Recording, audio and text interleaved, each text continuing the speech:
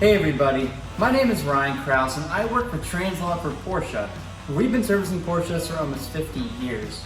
To give a little background on myself, I've been a body man for over 7 years, and I've worked with legendary metal shapers like Elase, Chris Runge, and Jake the Flying Dutchman. And I am thrilled to say that I get to get my hands on the Eastwood CONTOUR SCT.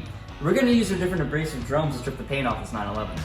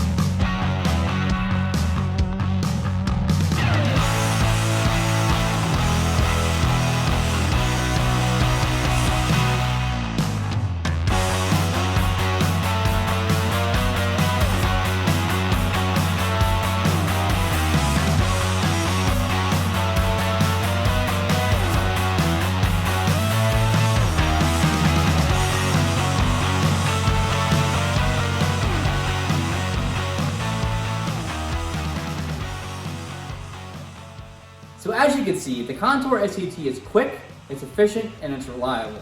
My only complaint is that it's a little hefty, so over time it can get a little tiresome, but it is still much quicker than chemical stripper.